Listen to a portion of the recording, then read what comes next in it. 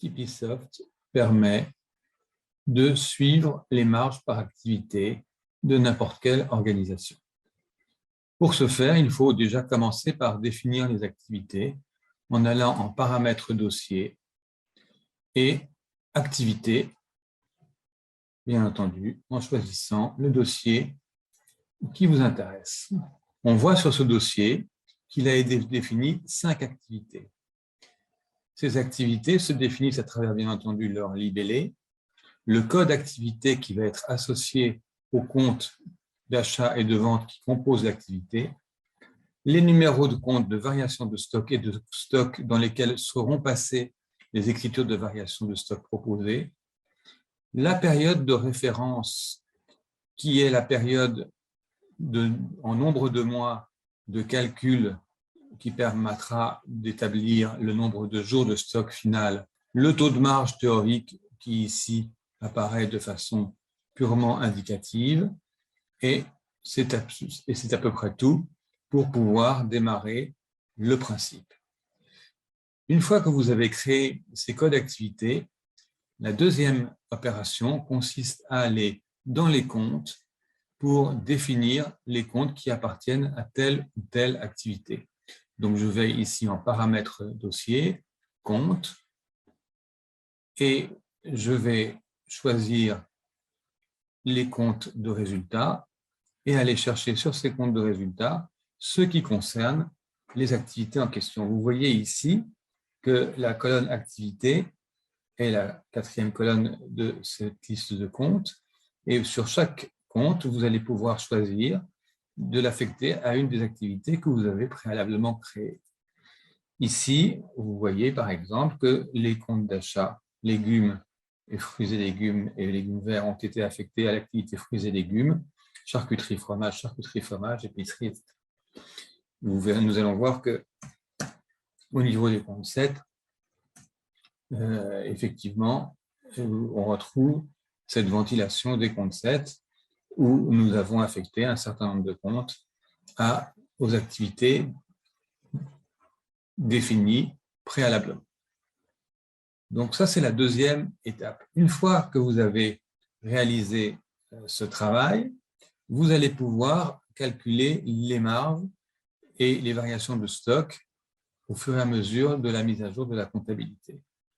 Mais pour que ce soit pertinent, il faut bien entendu que votre arborescence soit cohérente avec cette notion d'activité. Et là, vous allez voir que sur ce dossier, nous avons un compte de résultats par activité où on retrouve les activités que nous avons définies sur la liste des activités là, et sur laquelle nous serons capables de faire ressortir la marge et le taux de marge, et qu'au niveau des affectations de compte, bien entendu, nous avons fait en sorte d'associer dans les comptes chiffre d'affaires, fruits et légumes, achats fruits et légumes, les comptes que nous avons associés aux activités au niveau du fichier compte. Pour vous donner une idée du résultat, effectivement, c'est assez clair, nous en regarderons sur l'exercice 2021. Voilà qui apparaît effectivement l'état de 2021 où on voit pour chaque activité le chiffre d'affaires, les achats, la variation de stock, et vous voyez qu'on a un taux de marge ici qui tient compte d'une variation de stock et qui résulte justement de ce que je vais vous montrer maintenant comme outil de formation de la marge et des variations de stock. Si je clique sur la ligne chiffre d'affaires, vous voyez qu'apparaissent là derrière tous les comptes associés à cette activité. Et sur la variation de stock, le compte 603-710 qui était affecté à l'activité fruits et légumes que vous avez vu sur la liste des activités, sur lequel sont passées les écritures qui proviennent de la procédure de variation de stock que je vais vous montrer maintenant. Donc, une fois ce paramétrage réalisé, vous disposez d'un outil au niveau du réel qui vous permet de faire votre saisie des marges par activité. Là, nous allons le faire par exemple sur 2022. La comptabilité est à jour au 31 mars. Je choisis l'activité sur laquelle je vais travailler, fruits et légumes. Et j'ai ici les valeurs de la quantité réelle qui s'affichent. Si je veux retrouver le détail des comptes pour me rassurer et pour me contrôler, ils sont là. Ce montant est repris en haut dans ce tableau. Et en fonction du taux de marge que j'ai ici, il va me proposer une variation de stock. Et compte tenu d'un stock initial que j'ai saisi là, un stock final dont il va analyser le nombre de jours en jours d'achat. Nous voyons que ici, sur fruits et légumes, mon taux de marge aboutit à ce que j'ai un nombre de jours de stock en jours d'achat de 2, ce qui me paraît cohérent et qui conforte la valeur et la pertinence du taux de marge standard que j'ai pris ici.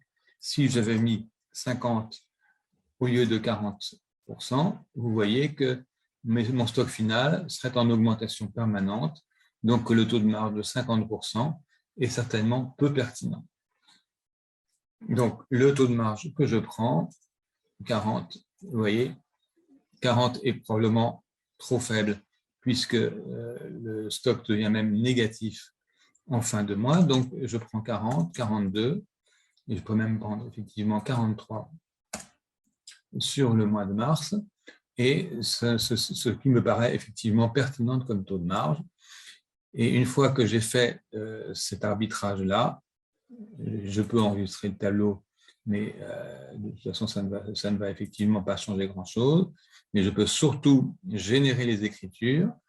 Et ce sont ces écritures, vous allez voir ici 2332,39, qui vont être pris dans les écritures de variation de stock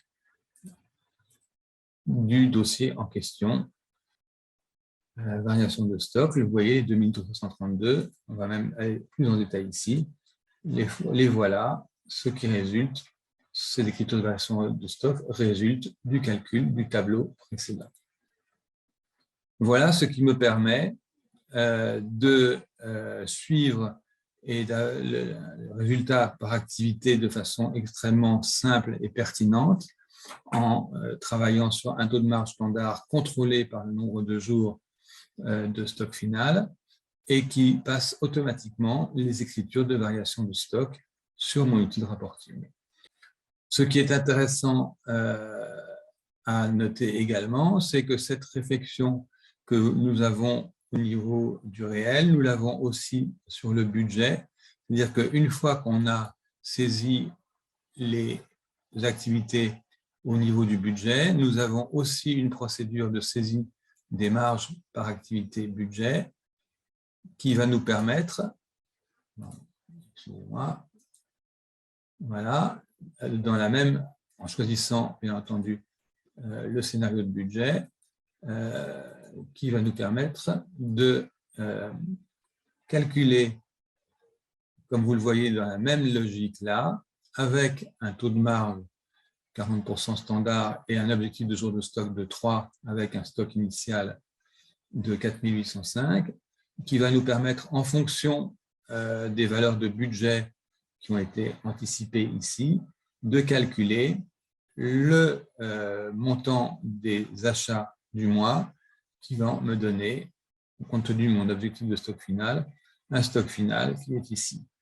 Donc, cet état-là me permet, à partir d'une activité prévue budgétée, de calculer les achats qui correspondent au taux de marge standard que j'estime pouvoir tenir sur l'exercice et au nombre de jours de stock final que je souhaite avoir en fin de période. Une fois que j'ai calculé ce tableau, je clique sur « Générer écriture » et automatiquement, les écritures de budget voilà, vont se construire pour tous mes comptes d'achat et de vente qui sont ici. Je peux, si je le souhaite, modifier les valeurs de compte de vente directement sur ce tableau ou les recopier d'un autre tableau Excel et automatiquement, les achats vont être recalculés, les variations de stock vont être recalculées et il suffira que je clique sur ce document, sur cette icône-là pour générer mes écritures de budget. Bien entendu, je retrouve ces éléments budgétaires sur cet état. Si je demande le budget ici. Là, vous voyez un des éléments de Tipeesoft qui est de présenter les valeurs réelles jusqu'au 31 mars et les valeurs budgétaires après le 31 mars. Et là, effectivement, le taux de marge de 40% que j'ai budgété apparaît ici et me donne le montant des achats et bien entendu le stock final. Voilà pour la procédure budget.